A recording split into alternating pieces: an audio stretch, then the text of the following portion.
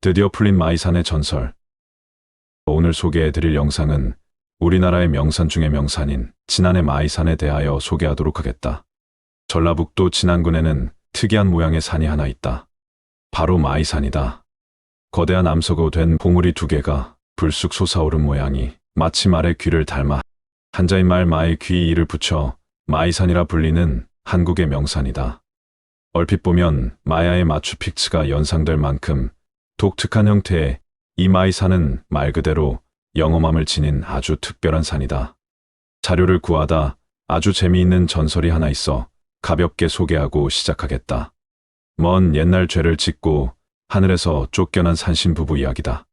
산신 부부는 인간 세상에서 두 아이를 낳고 기르며 오랜 시간 동안 속죄의 시간을 보내라는 벌을 받게 되는데 드디어 세월이 흐르고 천상으로 갈 수 있는 기회가 생겼다. 이때 남편은 사람들의 눈에 띄면 부정을 탈 수 있으니 한밤중에 하늘로 가자 했는데 아내는 한밤중은 너무 무섭다며 푹 자고 이른 새벽에 올라가자고 한다. 남편은 이를 그르칠까 걱정이 되었지만 결국은 아내의 말을 따르기로 했다. 이튿날 새벽 산신 부부는 마침내 승천을 시도했고 산은 하늘을 향해 쑥쑥 솟아오르고 있었다. 그런데 이때 아랫마을에 사는 한 안악이 치성을 드리기 위한 정한수를 뜨려고 우물을 찾았다가 그 광경을 목격하고 비명을 질러댔다. 이 소리에 부정을 탄 산신 부부는 그 자리에서 굳어 암수마이봉이 되었다고 한다. 그래서일까? 지금의 암마이봉은 고개를 떨군 채 후회하는 듯한 형상을 취하고 있다는데 이는 보는 각도에 따라 모습이 천차만별이고 또 보는 이의 시각에 따라 달라질 수 있어 해석은 제각각으로 할 수 있다. 이처럼 범상치 않은 마이산의 모양만큼 더욱 흥미로운 점이 몇 가지 더 있어 소개하도록 하겠다. 첫 번째가 바로 마이산 탑사이다. 마이산 남쪽 사면에 있는 사찰에는 무려 80여 개의 돌탑이 세워져 있어 탑사라고 불린다고 한다. 원래는 100여 개가 세워져 있었는데 그곳을 찾는 사람들의 이기적인 호기심 때문에 20여 개의 돌탑은 사라지고 없다고 한다. 어쨌거나 다행히 아직은 견고하게 남겨져 있는 80여 개의 돌탑이 있는 마이산은 견고하게 세워진 돌탑들의 풍경이 압도적으로 경이로워 2020년 CNN이 선정한 한국의 가장 아름다운 사찰 33곳 중 하나로 꼽히기도 했다. 그런데 이 마이산에 있는 탑사는 가장 큰 미스터리로 여겨지기도 하는데 그것은 바로 이곳에 있는 돌탑들이 약 100년 전 세워진 후 현재까지 쓰러지지 않고 존재하고 있기 때문이다. 게다가 모든 돌탑을 단 한 사람이 세웠다고 알려져 있다. 그것도 30년 동안 100여 개의 돌탑을 세웠다고 해서 미스터리함을 더하고 있다. 그렇다면 어떻게 한 사람이 이처럼 많은 돌탑을 세울 수 있었을까? 그리고 돌탑은 어떻게 100여 년이 넘도록 쓰러지지 않고 견고하게 그 자리를 지키고 있던 것일까? 누구나 한 번쯤은 마이산에 대한 궁금증을 가져보셨을 것이기에 오늘의 영상을 준비했다. 자, 그럼 본격적으로 마이산의 미스테리함에 빠져보도록 하자. 이가병 처사. 그는 누구인가? 마이산 돌탑에 대한 미스터리는 바로 이가병 처사라는 분으로부터 시작된다. 조선시대 말기였던 1860년대 효령대군의 16대 손으로 태어난 이가병 처사는 수련을 위해 25살의 나이에 마이산에 입사를 했다. 당시 이모군란이 일어나고 동학의 지도자 전봉준이 처형되는 등 시대적으로 매우 뒤숭숭한 상황이었다고 한다. 이토록 나라의 안위가 위태로움을 탄식하던 이가병 처사는 백성을 구하겠다는 구국의 일념으로 마이산에서 백성들을 위한 기도를 드리기 위해 돌탑을 쌓기 시작했다. 이가병 처사는 낮에는 직접 돌을 나르고 밤에는 기도를 올리며 탑을 쌓았는데 무려 30여 년간 100여 개의 돌탑을 쌓았다고 한다. 물론 안타깝게도 현재는 사람들로 인해 일부가 무너져 80여 개가 남아있는 상황이지만 아직 남아있는 80여 개의 돌탑은 현재까지도 풀리지 않는 미스터리가 되었다. 인위적으로 홈을 퍼서 끼워 넣거나 따로 접착제를 바른 것이 아니라는 점에서 더더욱 그 미스테리함이라 하지 않을 수 없는 것이다. 더욱이 100여 년이 지난 현재까지도 무너지지 않고 처음 쌓은 것처럼 견고한 자체로 온전히 보존되고 있기 때문일까? 마이산의 돌탑은 봐도 신기할 뿐이다. 더 신기한 점은 탑사가 위치한 마이산 골짜기는 다른 곳에 비해 유난히 바람이 많이 부는 곳이라고 한다. 그럼에도 돌탑이 무너지지 않았다는 것이며, 심지어 나무가 뽑힐 정도로 강한 태풍이 불 때조차도 돌탑은 마치 바람을 즐기는 것처럼 이리저리 춤을 추듯 흔들리기만 할 뿐 지금까지도 무너지지는 않았다고 한다. 그런데 왜 하필 바람이 가장 많이 부는 곳에 돌탑을 쌓았을까 하는 의문이 든다. 보통 사람들이라면 바람이 제일 약하거나 거의 불지 않는 평평하고 안전한 장소를 선택했을 테니 말이다. 물론 이 역시 이가병초사의 돌탑이 신비한 이유가 되기도 할 테니 영상을 준비하면서도 대단한 분이셨구나라고 감탄만 하게 된다. 이어서 돌탑에 대한 미스테리를 좀 더 파헤쳐 보겠다. 바로 돌탑들의 거대한 크기가 또 하나의 미스테리이다. 일자형과 원뿔형의 돌탑들은 높이와 크기가 다양한데 1m에서 2m 정도의 작은 것부터 높이가 15m와 둘레 길이만 20m에 달하는 거대한 돌탑도 즐비해 있다. 이는 결코 한 사람의 힘으로는 도저히 쌓을 수 없는 크기인 탓에 당시 사람들 사이에서는 이가병초사에 대한 미스터리한 소문이 떠돌기도 했다. 바로 이가병초사가 공중부양을 할 수 있다더라, 염력을 사용했다더라 같은 소문이었다. 지금이야 온갖 기계들의 힘을 빌어 쉽게 돌을 쌓아 올릴 수 있지만 100여 년 전인 당시의 기술로는 혼자서 그 무거운 돌들을 높이 쌓는 것은 불가능해 보이니 그런 소문이 돌만도 하다. 장정 수십 명이 달라붙어야 겨우 들어서 옮길 만큼의 커다란 돌덩어리를, 그것도 혼자서 번쩍 들어서 쌓았다고 생각해보라. 누가 그것을 사람이 쌓았다고 믿겠느냐는 말이다. 그러나 수수께끼로 감추어져 있던 돌탑 조성법이 밝혀졌다고 하여 소개하겠다. 이가병초사의 손자 이왕선 씨는 이가병초사가 원추형 탑을 쌓을 때 경사가 완만한 부분은 바위에 돌출부를 디디며 올라가 쌓았고, 경사가 급해지면 우물 정자형의 디딤대를 둘러 엮은 뒤 그것을 딛고 작업했다고 한다. 그러다 돌탑 쌓기가 마치면 맨 위에 디딤대부터 차례로 철거해 내려왔다는 목격담을 전했다고 한다. 하지만 이가병초사가 수많은 돌들을 어디에서 공수해 왔는지, 또 장비가 없던 그 시절의 무거운 돌들을 어떻게 옮겼는지에 대한 의문은 여전히 풀리지 않았다고 한다. 때문에 마이산 탑사는 지금까지도 사람들에게 신비로운 곳으로 여겨지고 있다. 마이산의 두 번째 미스테리는 바로 역고드름이다. 겨울이 되면 우리 주변에서 흔히 볼 수 있는 것이 고드름이다. 보통 우리가 생각하는 고드름 하면 처마 밑으로 길게 늘어진 모습을 떠올리게 된다. 그러나 마이산 고드름의 모습은 위에서 아래로 자라나는 것이 아닌 아래에서 위로 자라나는 역고드름이기 때문에 마이산에 대한 미스테리에 반드시 함께 등장하는 소재가 되었다고 한다. 역고드름은 1928년 원불교회보에 마이산에서 청수를 떠놓고 기도를 드리면 물이 거꾸로 올라와서 얼음이 돼 불체로 환다라는 기록이 있을 만큼 오래전부터 신비롭게 여겨졌다고 한다. 고드름이 거꾸로 자라는 모습은 마이산 외에도 몇몇 동굴에서 나타나기도 하지만 이는 위에서 떨어지는 물방울이 쌓여 생기는 현상으로 마이산 역고드름의 생성 원인과는 다르다. 그릇에 담긴 물이 말 그대로 하늘로 솟아올라 고드름을 만든 것이 마치 중력을 거스르는 것처럼 보이기도 하고 어느 마법사가 마법을 걸어 놓은 것처럼 보이기도 한다. 어쨌거나 신비로운 이런 현상에 대해서 과학적으로 증명이 가능한 부분이라고 하는데, 그렇다고 해도 주위에서 흔히 볼 수 없는 광경인데다 과학자들이 말하는 증명이라는 부분이 모든 조건이 딱 맞아 떨어졌을 경우를 말하기 때문에 미스테리하고 신비로운 것은 사실일 것이다. 과학자들이 말하는 역고드름의 생성 원리가 물을 담아 놓은 그릇에 바닥부터 물이 얼기 시작한 후 부피가 팽창하면서 역고드름이 형성되는 것이라고 하는데, 간단히 말해 얼음이 얼면서 숨구멍이 있고 그 구멍을 통해 팽창한 물이 뚫고 올라와 위로 솟아 역고드름이 생성된다는 것이다. 하지만 이런 현상이 이론적으로는 가능하다고 해도 자연 상태에서 보기 어려운 광경이기도 하다.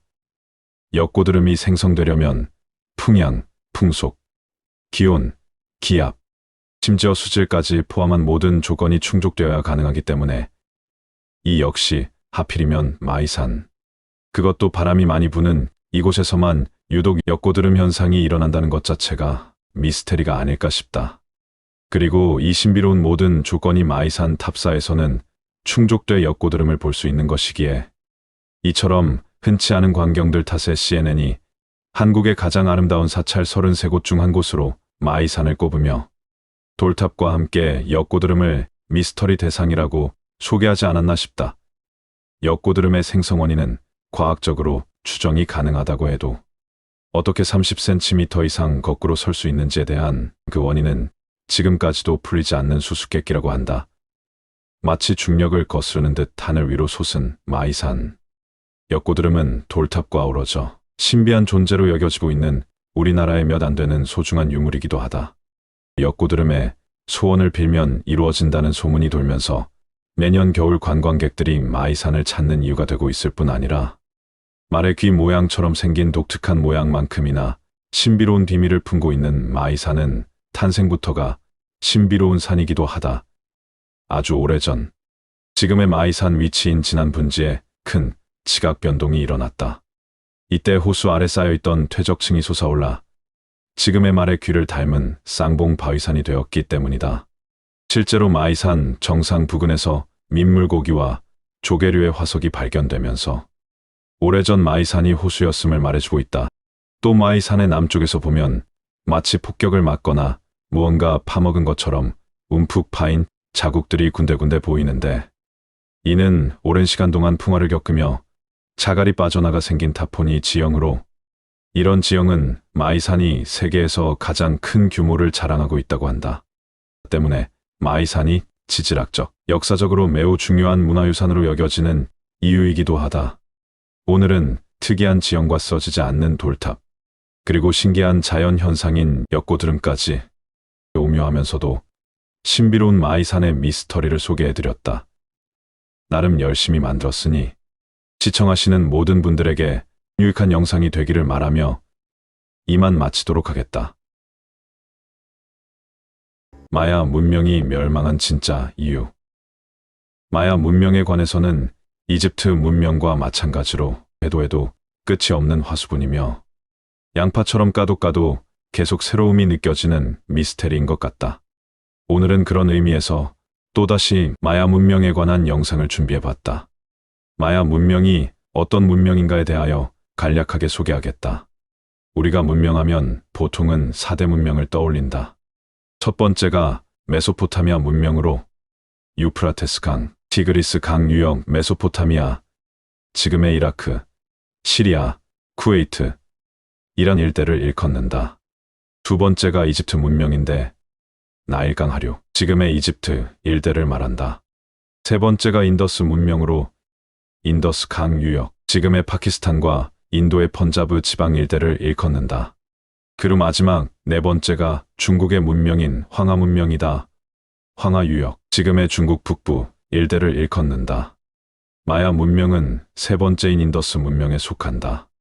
여기에서 자료를 구하다 알게 된 사실을 그대로 소개한다면 사실 중국의 황하 문명은 아시아 즉 일본과 한국에서만 인정하고 있다고 한다. 세계사에서는 아직도 세계의 문명만이 확실한 문명이라고 여긴다는 것이다. 20세기 초반 중국의 지식인 중에 양계추라는 인물이 자신의 나라인 중국 민족의 민족적 자긍심을 고취시키기 위하여 가장 오래된 문명이었던 이집트와 메소포타미아, 그리고 인더스 문명과 같은 선상에 놓기 위해서 만든 개념이었는데 이를 한국과 일본만 받아들여서 역사에 편입시켰다는 것이다. 마야 문명이란 잉카와 마야, 그리고 아즈텍을 하나로 묶어 생각하기 쉬운데 엄연히 다른 문명이다. 잉카는 안데스 문명을 표현할 때 쓰이고 마야 문명은 중미 문명이라고 하며 다르게는 메소아메리카 문명이라고 표현한다. 우리가 혼돈하기 쉬운 것 중 하나가 아즈텍 문명은 지금의 멕시코 시티 옛 지명으로는 테노치티틀란이라는 지역을 뜻하고 마야는 같은 멕시코이지만 유카탄 반도 남쪽에 위치한 멕시코 남부와 중미에 위치해 있다. 그리고 잉카 문명은 안데스 산맥 쪽에 떨어져 있는데 이곳은 브라질 영역이다. 정리하자면 아즈텍과 마야는 멕시코 지역에 존재했던 두 문명이라는 점이다. 그렇기에 많은 유사점을 찾아볼 수 있을 것이다. 마야 문명의 다양한 특징을 살펴보겠다. 보통은 마야 문명하면 태양을 숭배하고 인신공양을 했으며 마야 달력을 떠올릴 텐데 여기에 따른 많은 오해가 있어 영상을 준비했다. 가장 먼저 소개해드릴 첫 번째 마야 문명의 특징 중 하나는 인신공양이다. 먼저 인신공양 같은 경우 소나 돼지처럼 인간들에게 단백질을 제공해주는 대형 식용 포유류를 키울 수가 없었던 탓에 단백질을 얻기 위한 수단으로 사람을 먹을 수밖에 없었다는 학설이 있기도 하다. 인신공양 같은 경우에는 신에게 바치는 제물로서 가장 최상의 제물인 살아있는 인간을 신에게 드렸겠지만 한편으로는 그 희생된 제물이나 노예 또는 전쟁포로 같은 인간을 엘 카스티오라는 신전에서 제사를 지낸 다음에 밑으로 굴려보내면 밑에 대기하고 있던 사람들이 단백질을 섭취하기 위해 인육을 먹었다라는 설이 존재하기도 한다. 여기서 엘 카스티오는 메소아메리카식 피라미드로 사면에 계단이 나 있어 누구나 사방에서 정상의 신전으로 올라갈 수 있는 구조이다. 흔히 우리가 해질녘, 뱀의 형상이 나타난다고 믿고 있는 대표적인 마야의 신전이기도 하다. 마야의 피라미드는 이집트의 피라미드와 다소 차이가 있는데 일단 이집트의 피라미드보다 훨씬 작았다는 것이다. 이집트처럼 왕들의 무덤으로 사용한 것이 아니라 하나의 신전, 즉 신을 모시는 신성한 장소로 사용했다는 것이다. 물론 간혹 무덤으로 사용되기도 했으나 이는 극히 드문 예이고 무덤이기에 앞서 거룩한 신전으로 마야의 피라미드가 존재했다고 한다. 물론 인신공양뿐 아니라 단백질을 섭취하기 위하여 제물로 쓰인 인육을 먹었다는 것이 지금의 현대인들의 상식으로는 도저히 이해가 가지 않는 행위였을 테지만 그 시절에는 그것이 하나의 풍습이자 생존 방식이었을 수도 있다는 것이 학자들의 견해이기도 하다. 그렇게 해야만 살아남을 수 있었기에 지금 시각으로 그들을 폄하하거나 오해해서는 안 된다는 것이다. 문득 이런 생각이 든다. 우리 조상들도 예전에는 단백질 섭취를 위해 또는 건강을 위해 개고기를 식용하지 않았던가. 물론 지금이야 야만스럽다 하여 개고기를 식용하는 것을 혐오하고 손가락질하지만 그 시절에는 누구나 쉬쉬하면서 섭취했다고 들었다. 다만 인간하고 개가 같냐는 핀잔이 있을 테지만 같은 이치에서 생각한다면 조금은 이해할 수 있지 않을까 싶어 비교를 해보았다. 두 번째 마야 문명의 특징 중 하나는 마야 달력이다. 한때 미국의 블록버스터 영화 2012로 마야의 달력이 커다란 관심을 받았던 적이 있었다. 마야인들이 인류 즉 지구의 멸망을 2012년으로 세팅한 후 모두 사라졌다고 알고 있었다. 그것은 영화 때문에 그렇게 알려졌다고 한다. 사실은 더 이상 달력에 그릴 공간이 없어서 2012년도까지만 기록해 두었던 것이라 한다. 더 많은 공간이 있었다면 몇 천년 후까지 기록하지 않았을까 싶다. 어쨌거나 그럼에도 많은 전문가들이 마야인들의 천문학에 대하여 높이 평가하고 있는 것은 그 당시 365일을 정확하게 계산해서 사용했다는 점이다. 이것은 해박한 지식이나 오랜 축적의 경험 없이는 결코 알아낼 수 없는 고도의 지식이기 때문이다. 보통 4대 문명은 대체적으로 천문학이 발전하였다고 한다. 그 이유가 농사를 짓기 위해서는 물이 언제 빠지고 언제 들어오는지를 알 수 있는 물때를 잘 알아야 하기 때문에 어느 시기에 비가 많이 오고 어느 시기에 가뭄이 오고 하는 오랜 경험에 의한 천문학이 발전하게 되었다고 한다. 생존을 위한 수십 년, 수백 년 동안에 축적된 빅데이터로 인한 천문학이 발전할 수밖에 없었다는 것이다. 세 번째 마야 문명에도 관계시설뿐 아니라 도로가 있었다. 최근에 2023년에 엔션트 메수 아메리카라는 마야 문명 관련되어서는 최고의 권위를 갖고 있는 저널의 논문이 하나 발표가 된다. 마야 문명은 다른 문명과 달리 도로가 거의 발전하지 못했다고 생각하고 있었지만 이때 마야의 지역 중 한 곳에서 도로 시스템이 발견된다. 이는 라이다 기술을 사용하여 분석을 했다고 한다. 라이다 기술이란 주변의 사물을 인식하기 위해 레이저 신호를 이용하는 기술이다. 사람이 직접 눈으로 보지 않아도 어느 정도의 지형 지물이 있으면 파악할 수가 있는 기술로 지금도 많이 사용하고 있는 현대식 기술이다. 이 라이다 기술을 통하여 기원전 6세기경 마야의 전기와 고전기 시절부터 번성하기 시작하면서 마야 문명 초기의 핵심적인 중심지였던 엘 미라도르를 중심으로 방사형으로 도로망이 쫙 펼쳐져 있었고 이 도로망을 따라 약 775개 정도의 취락들이 모여 생활했음이 확인이 되었다. 도로 체계가 거의 180km 정도 이어져 있다는 것이 확인되었다. 다시 말해 마야 문명에서 도로가 발전하지 못해서 없었던 것이 아니라 밀림에 가려져 있고 너무 방대한 크기여서 제대로 파악하는데 많은 시간이 소요된 탓에 최근에서야 마야 문명에서도 도로가 발전해 있음을 알게 되었다고 한다. 또한 마야인들의 측량 기술이 대단한 이유가 우리가 외계인들이 만들었을 것이라고 믿었던 나스카의 디자인이 그들의 솜씨였다고 한다. 최근 한 연구에 따르면 이것이 지상에서도 정확한 측량 기술을 통해 디자인이 된다는 것이 증명이 되었다고 한다. 그런 대단한 측량 기술을 소유한 마야인들이 도로가 없었다거나 발전하지 못했을 것이라는 과거의 추측들은 잘못되었음이 드러난 것이다. 네 번째, 마야인들이 사우나를 즐겼다? 로마 시대 때도 사우나가 있다. 로마는 사우나로 망했다는 이야기가 있을 정도로 사우나 문화가 잘 형성되었다고 한다. 일례로 하이포코트라고 하여 우리나라의 온돌처럼 뜨거운 공기로 바닥 아래를 데우는 식의 고대 로마의 난방 시스템이다. 고대 그리스어로는 아래라는 뜻의 하이와 태웠다라는 코스트를 합하여 하이포코스트라는 명칭으로 사용되었다고 한다. 지금의 우리나라의 찜질방과도 거의 흡사한 환경을 갖추었다고 한다. 목욕을 할 수 있는 사우나뿐만 아니라 찜질방도 있고 그 시설 안에는 먹을 수 있는 것을 판매하는 매점까지도 갖추었을 만큼 현대 찜질방에 비교해 거의 대등한 시설이었다고 한다. 그러나 마야의 사우나에서는 로마처럼 향락을 위하여 발전한 것이 아니라 말 그대로 치유와 명상을 목적으로 사우나가 이용되었을 것이란 것이 전문가들의 의견이다. 대표적인 예를 들자면 호야데 세렌이라고 하는 마야 고전기 시대 때 이 유적에서 실제로 사우나로 사용된 것처럼 보이는 유적이 발견이 된다. 호야데 세렌이란 엘살바도르 라리베르타드 주에서 1976년에 발견된 마야 문명의 고고 유적지이다. 호야데 세렌에서 발견된 사우나의 특징은 이탈리아의 폼페이와 비슷하게 화산 폭발로 인해 도시 전체가 갑자기 폐허가 되었다고 한다.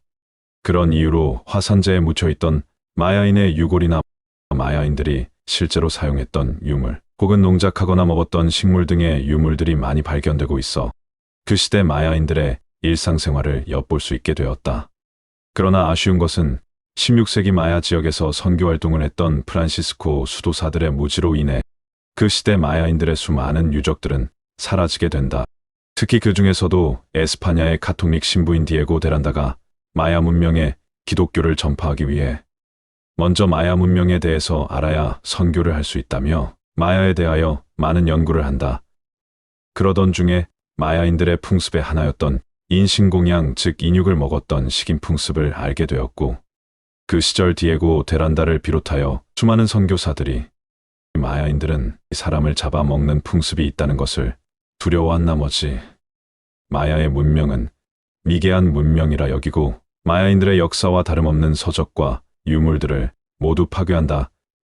결국 디에고 데란다를 비롯한 극단적이고 무지한 선교사들 때문에 그때 소실된 마야의 수많은 자료가 없어지므로 지금도 마야에서 발견되는 수많은 유물에 대한 자료가 부족하여 무엇에 쓰였던 것인지 찾아낼 길이 없다고 한다. 다음으로 마야 문명을 이야기할 때 빠질 수 없는 것 중에 하나가 초콜릿의 원료인 카카오 열매에 대한 이야기를 빼놓을 수가 없다. 다섯 번째, 마야 문명의 특징, 카카오 열매가 사치품이며 돈이었다. 마야인들은 초콜릿의 원료인 카카오 열매를 화폐로 사용했다고 한다. 카카오의 크기는 우리나라 애기 수박만한 크기이지만 그 속에는 카카오 씨앗인 열매가 30개에서 40개 정도가 들어있다고 한다. 마야인들은 신의 음료라고 해서 카카오 열매에 물을 붓고 그것을 흔들어 거품이 나면 그것을 마셨는데 이 역시 상류층들만 애용하는 음료라고 한다. 더욱이 중미 지역 마야인들은 주식이 옥수수나 콩이 주식이지만 카카오는 말 그대로 상류층들만 누릴 수 있어 지금으로 치면 명품처럼 특권층이 누릴 수 있는 사치품 중에 하나였던 것이다.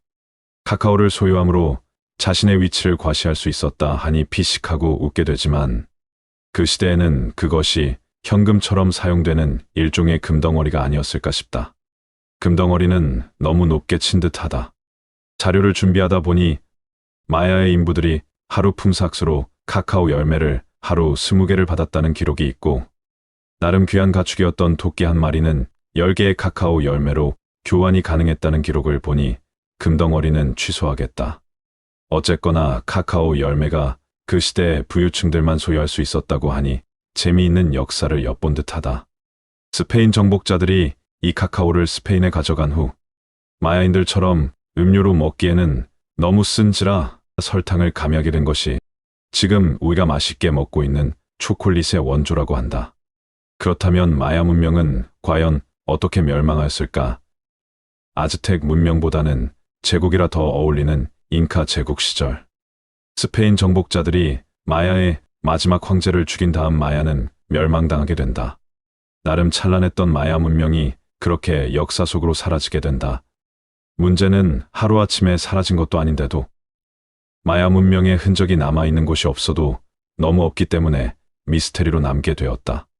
혹자는 스페인이 마야를 발견했을 당시에는 이미 마야 문명의 쇠퇴기의 끝지점이었다고 한다. 쉽게 말해 9세기 후반 고전기 마야 문명의 멸망기쯤에 스페인이 그 마야를 발견하고 정복했다고 한다. 그렇게 해서 빠르게 마야 문명이 지워지고 새로운 문명으로 갈아탄 것이라고 한다. 현재 남아있는 가장 유명한 마야의 유적지로는 치첸 이트사로 알려져 있다. 이는 멕시코 유카탄 반도에서 10세기에서 13세기에 번성하였던 마야 신제국의 도시에 세워진 건축물이다. 이 시기는 9세기 이전의 고전기 마야의 쇠퇴 후 잠깐 번성하였던 시기라고 한다. 아쉽게도 마야는 그 뒤로 이렇다 할 번성을 못한 채 지금까지 유지되어 온 것이다. 그렇다면 전문가들은 마야의 멸망에 대하여 어떻게 생각하고 있을까? 대부분의 전문가들이 한결같이 마야의 멸망을 바라보는 시각은 비슷했다. 마야 문명의 멸망으로 가장 큰 이유가 기후변화라고 한다. 커다란 가뭄이 계속되었던 정황들이 꽤 많이 발견되었고, 이 시대를 연구한 전문가들의 의견 중에는 이 시대 유독 인구가 폭발적으로 증가했는데, 하필 그 시기에 가뭄으로 인해 식량 부족 현상이 심해진 탓에 부족한 식량을 확보하기 위해 전쟁을 했다고 한다. 이 시기에 인구의 절반 이상이 죽음을 당하거나 뿔뿔이 흩어지게 되면서 마치 도미노 현상처럼 서서히 멸망을 했다는 의견도 있었다. 우리가 알고 있었던 한날, 한시에 갑자기 사라져버려 외계 행성으로 이주했다는 설은 유언비어일 뿐이라고 한다. 마지막 6번째 마야 문명의 특징은 수은이다. 간혹 마야의 멸망을 이야기할 때면 심심풀이 땅콩처럼 나오곤 하는 것이 수은에 대한 이야기다. 수은 중독으로 마야인들이 전멸했다는 이야기도 들어본 것 같기도 하고, 다소 생소한 이야기로 처음 듣는 분들도 계실 듯하여 소개하겠다. 마야인들이 숭상시하며 가장 좋아했던 색상은 빨간색이었다고 한다. 그 당시 빨간색을 사용하기 위해서는 진사라고 하는 황화 수은 덩어리를 사용하게 되었다는 것이다. 수은은 가열하게 되면 고체와 액체의 중간 정도로 되는 성질 때문에 그 시대 아주 특별한 신의 선물로 여겼을 것이라고 한다. 그로 인해 마야인들은 수은을 숭배시했으며 수백 년 동안 마야인들이 좋아했던 빨간색을 사용하기 위해 그토록 많은 수은이 필요했고, 그 이후로 마야의 유적지 등에서는 수은의 농도가 다른 지역에 비해 현저하게 높게 나타난 것이라고 한다. 크게 번성한 도시에서 수은의 농도가 유난히 높게 데이터에 나왔다고 하니 마야 문명의 발전에 비례해서 수은을 많이 사용하지 않았나 싶다. 그래서 수은 중독으로 많은 마야인들이 병에 걸리고 죽기까지 했을 것은 자명한 일일 테고, 그로 인해 수은 중독으로 마야가 멸망했다는 이야기가 생겨났을 것이라고 한다. 그렇다고 해도 수은 중독으로 마야 전체가 멸망했다고 보기는 어렵다고 한다. 물론 개 중에는 수은 중독으로 사망하거나 병들어 고생하는 마야인들이 많았을 테지만 그렇다고 멸망했던 원인은 아니라는 것이 전문가들의 견해이다. 오늘은 이렇게 파도 끝이 없는 마야 문명에 대하여 알아보았다. 물론 누군가에게는 이미 다 아는 사실일 수도 있을 테고, 어설프게 알았던 내용들을 좀 더 명확하게 알게 된 계기가 되었을 분들도 계실 터이다. 나 또한 자료를 준비하면서 많은 공부를 하였다. 훗날 또다시 마야 문명에 대한 영상을 준비할 수 있다면 그때도 지금처럼 공부하는 자세로 준비하도록 하겠다는 생각을 하며 이만 영상을 마치도록 하겠다. 철판도 예언대로 시진핑은 죽고 중국은 망하게 될까? 철판도는 2017년 알려지기 시작했다. 예언이 철판에 못을 박듯 딱딱 들어맞기 때문에 그런 이름이 붙었다 한다. 이 철판도가 더욱 화제가 된 것은 철판도의 마지막 장 그림 때문이다. 4마리의 검은 새는 날고 있는데 한 마리 흰깃털의 새는 산에 부딪혀 추락한다. 여기서 백발과 우위를 더하면 습시이 된다. 이는 시진핑의 시자로도 사용된다. 그래서 중국의 5세대 지도자 시진핑 국가주석을 겨냥했다는 말이 나온 것이 아닌가 싶다. 이 철판도를 해석하는 많은 이들이 시진핑이 사면임을 추진하면 죽을지도 모른다는 예언들이 떠돌았으나 시진핑은 여전히 건장하게 군림하고 있는 것을 보면 아직은 때가 아니라는 해석이 지배적이다. 그렇다면 그때는 과연 언제가 될까? 철판도는 최근 들어서 유명해진 예언서다. 철판도는 중국의 각 왕조의 마지막 운명을 예언한 것으로도 유명하다. 예언이 너무 정확해 역대 왕조마다 금서로 분류해 민간에서 비밀리에 전해졌다고 한다. 철판도는 목판으로 인쇄된 책이며 낡고 누렇게 변색된 한 권의 인쇄본이 존재하는데 각 페이지마다 독특한 그림이 그려져 있다. 앞서 설명했던 모든 예언들이 너무 정확해서 철판에 못을 박듯 딱딱 들어맞는다 하여 후대에 철판도라고 이름 지어졌다고 한다. 무엇보다 철판도가 유명해진 이유로는 마지막 장에 그려진 그림 때문인데 이 그림에는 두 산봉우리 사이로 검은 새 4마리가 차례로 날아가고 흰 새 한 마리가 오른쪽 산 중턱에 허리가 부딪혀 절벽에 피를 뿌리며 산 아래로 추락하고 있는 그림으로 이 그림 아래에는 한자로 흰깃털을 가진 새가 추락하여 산미탈에서 죽었다라는 글귀가 적혀 있다고 한다. 이는 마지막 왕조의 멸망이 예언되어 있다고 해석한 탓에 유명해진 듯하다. 그러나 이 그림에 대한 의견은 두 가지로 나뉜다고 한다. 그 첫 번째 의견으로는 흰깃털 새로 알려진 당 지도자가 임기 중에 사망한다는 해석이다. 두 번째 의견으로는 당 지도자가 중국을 위해 죽었다는 해석을 하고 있다. 얼핏 보면 같은 의미의 해석 같지만 죽음의 의미가 조금씩 다르다. 이 그림을 본 수많은 사람들은 처음에 이 그림의 의미를 이해하지 못했다고 한다. 그러다가 2007년 말 중공 제17차 전국대표대회에서 시진핑이 국외자로 선출되면서 문득 흰색의 깃털을 의미하는 글자가 바로 시진핑의 시자를 가리킨다는 것을 깨닫게 된다. 백과 우를 더하면 습이 되는데 이때 습이 시진핑을 뜻한다고 해석을 했다. 그리고 그림에서 5마리의 새가 그려져 있는데 산 위를 날아가는 4마리 검은 새는 중공의 4대 지도자인 마오쩌둥, 덩샤오핑, 장점인 후진타오를 나타낸다고